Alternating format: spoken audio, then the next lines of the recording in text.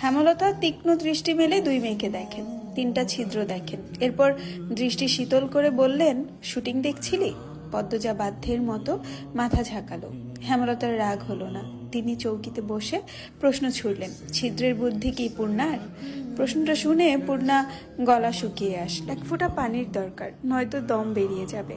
পদ্মজা চৌকিতে চোখ তুলে তাকালো, অসহায় কণ্ঠে বলল, আম্মা আর হবে না, পূর্ণাকে কিছু বলো না, ওর দোষ নাই। আমি হেমলতা পদ্মজাকে কথা শেষ করতে দিলেন না। প্রেমাকে ডেকে জিজ্ঞাসা করলেন, প্রেমা, তোর আব্বা কই? উঠানে, গিয়ে বল আমি ডাকছি। প্রেমা ছুটে গেল, আবার ছুটে আসলো। হেমলতা বারান্দা পার হয়ে চুলার দিকে এগোলেন। তখন মোর্শেদ আসলেন। কি হইছে? ডাকো কেড়ে? লাহারি ঘরে একটা জানালা করে দাও, মেয়েদের চৌকির পাশে। কাঠ আছে মুরগির খোপের কাছে। কি জন্যে? আমি চাইছি। তাই? না পারলে বলো, অন্য কাউকে ডাকবো। তেরা কথা কন ছাড়ো। আমার তোমার সাথে ভালো করে কথা বলতে ভালো লাগে না। লাগবো ক্যারে? তোমার তো আমারে পছন্দ না। তোমার পছন্দ তো বিলাই চোখা বেটা স্যারারে। অহেতুক কথা বলো না। মাসের পর মাস কোথায় থাকো তা আমার অজানা নয়। রোগে ধরলেই লতার কথা মনে পড়ে। মোর্শেদ মিনিট খানেক রাগ নিয়ে তাকিয়ে থাকলেন। মোর্শেদ ঘন্টা খানেকের সময় নিয়ে 2 ফুট উচ্চতার জানালা তৈরি করলেন। পদ্মজা পূর্ণা হতবাক, সেই সাথে খুশি। হেমলতা ছোট পর্দা টানিয়ে দেন। রুম থেকে বাহিরে দেখা যায়, কিন্তু জানালার ওপাশ থেকে কে আছে বাহির থেকে দেখা যায় না। সন্ধ্যা মুহূর্তের শুটিং শুরু হয়। পদ্মজা, পূর্ণা, প্রেমা চৌকিতে বসলো, চিরা নিয়ে। তাদের চোখে মুখে খুশির ঝিলিক। হেমলতা তা দেখে মৃদু হাসলেন। বড় মেয়ে দুটো কখনো মুখ ফেটে শখ আহ্লাদের কথা বলেন না। না বলা সত্ত্বেও অনেকবার 2 বোনের ইচ্ছা পূরণ করেছেন তিনি। আর কিছু ইচ্ছে বুঝতে পারলেও পূরণের সামর্থ্য হয়নি হেমলতার। হেমলতা ঘরের বাইরে যেতেই পূর্ণা বলল, আমাদের মায়ের মতো সেরা মা আর কেউ না, তাই না আপা? মায়ের মতো কেউ হয় না, সবার কাছে সবার মা সেরা। আমাদের মা আমাদের কাছে সেরা, লাবণ্যর মা লাবণ্য আর ওর ভাইদের কাছে সেরা, মনির মা মনির কাছে সেরা। ওরা বলেছে, বোকা, এসব বলতে হয় না, আমাদের আম্মাই সবচেয়ে ভালো মা, এমন মা আর একটাও নেই। হেমলতার কানে প্রতিটি কথা আসে। পূর্ণা সবার অনুভূতি অনুভব করতে জানে না। পদ্মজা জানে, আমাদের আম্মা সত্যি সেরা, আলাদা। পদ্মজা হেসে বলল। পূর্ণা জানালার বাইরে চোখ রেখে প্রশ্ন করলো, আপা, চিত্রা দিদিরে কেমন লাগে? পদ্মজা চিত্রার দিকে তাকালো। ছাই রঙা শাড়ি পরা, হাতে কালো রঙের ঘড়ি, ফুল হাতা ব্লাউজ, শালীন তবে সর্বাঙ্গে আধুনিকতার ছোঁয়া, নাকে সাদা পাথরের নাকফুল, লম্বা চুল বেনি করে রেখেছে, মুখে খুব মায়া স্নিগ্ধ একটা মুখ, যেন শরতের শুভ্র এক টুকরো মেঘ। পদ্মজা বলল, আমার দেখা দ্বিতীয় সুন্দর মেয়ে মানুষ চিত্রা দিদি। পূর্ণা আগ্রহ নিয়ে জানতে চাইল, প্রথম কে? পদ্মজা কণ্ঠ খাদে নামিয়ে মোহময় কণ্ঠে বলল, আমাদের আম্মা। হেমলতার বুক শীতল স্নিগ্ধ কোমল অনুভূতিতে ছেয়ে গেল।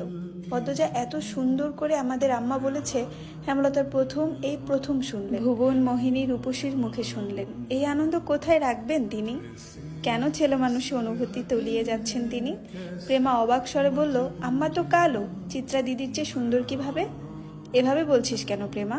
তুই ফর্সা হয়ে গেছিস বলে কালোকে ভালো মনে হয় না?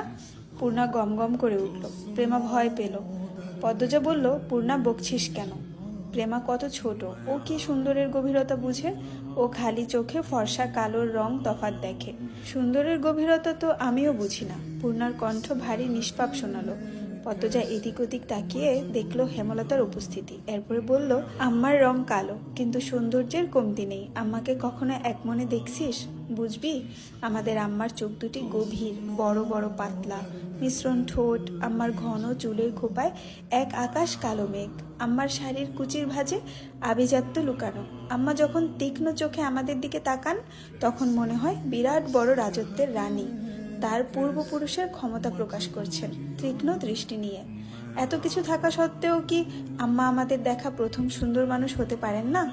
পদ্মজার প্রতিটি কথা পূর্ণার উপর ভীষণভাবে প্রভাব ফেলল। প্রেমা চোখ পিটপিট করে ভাবছে। পূর্ণা বলল, হতে পারে, কাল থেকে আমি আম্মাকে দেখব মন দিয়ে, আমিও। প্রেমা পূর্ণার দলে ঢুকলো। হেমলতার চোখ বেয়ে 2 ফোঁটা জল গড়িয়ে পড়ল। এই কালো রঙের জন্য ছোট থেকে সমাজে তুচ্ছ তাচ্ছিল্য হয়ে এসেছেন। কত লুকিয়ে কাঁদা হয়েছে, কত কি করে চাওয়া হয়েছে কেউ সুন্দর বলুক, কিন্তু সেই কপাল কখনো হয়নি। আর আজ এই বয়সে এসে শুনলেন তিনি কুৎসিত নন, তার মাঝেও সৌন্দর্য আছে। জন্মদাত্রী মা কালো রঙের জন্য গরম চামচ দিয়ে পোড়া দাগ করেছিলেন ঘাড়ে, আর গর্ভের সন্তান আজ সেই অনুচিত কাজের জবাব দিল।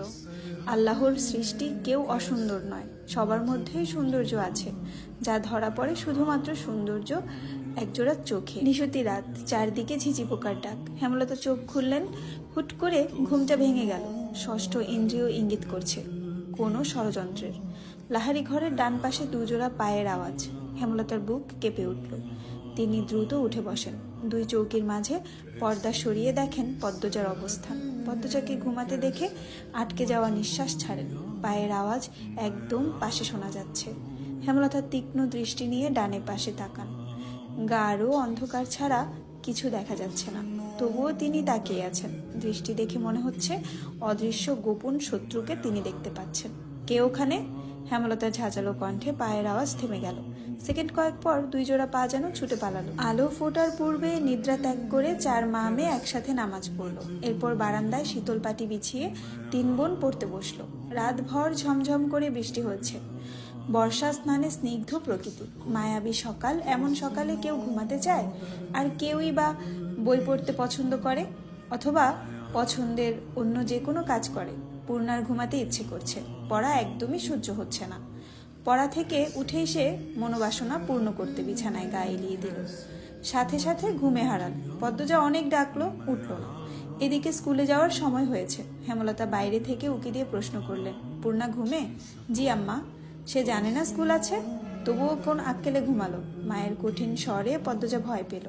পূর্ণা নির্ঘাত মার খাবে আজ। সে হেমলতাকে আশ্বস্ত করে বলল, তুমি যাও আম্মা, পূর্ণা কিছুক্ষণের মধ্যে তৈরি হয়ে যাবে।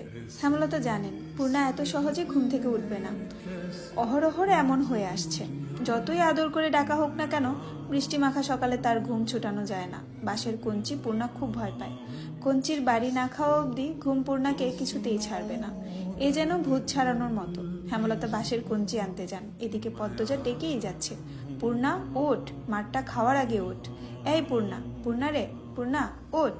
পূর্ণা পিট করে চোখ খুলে আবার ঘুমিয়ে যাচ্ছে। প্রেমা এই ব্যাপারটা খুব উপভোগ করে।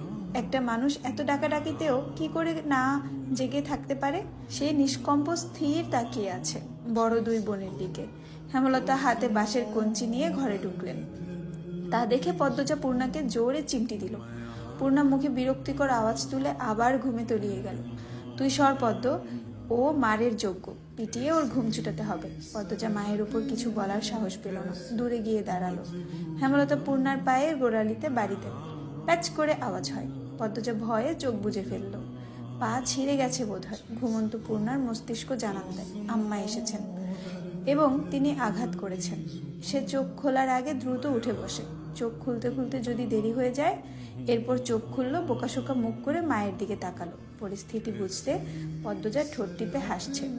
প্রেমা জোরে হেসে উঠল। হেমলতার তীক্ষ্ণ চোখে তাকাতেই হাসি থামিয়ে দিল। পূর্ণা ভীতু কণ্ঠে বলল, আর হবে না আম্মা, সে তো প্রতিদিনই বলিস। এমন সময় ঘন মেঘে আকাশ ছেয়ে গেল। পূর্ণা প্রেমা মনে মনে খুশি হলো। আজ আর স্কুলে যেতে হবে না। বাড়ি থেকে 2 ক্রস দূরে স্কুল। আম্মা নিশ্চয়ই যেতে না করবেন। পূর্ণা খুশি লুকিয়ে প্রশ্ন করলো, আম্মা মেঘ আসবে মনে হয়, যাবো স্কুলে? মেঘ কি করলো তোকে? যাবি স্কুলে। হেমলতা চলে যেতেই পূর্ণা ভ্রু কুঞ্চন করলো। থম মেরে বসেই রইল। পদ্মজা তাড়া দিল, বসে আছিস কেন? জলদি কর, নয়তো আবার পিটানি খাবি।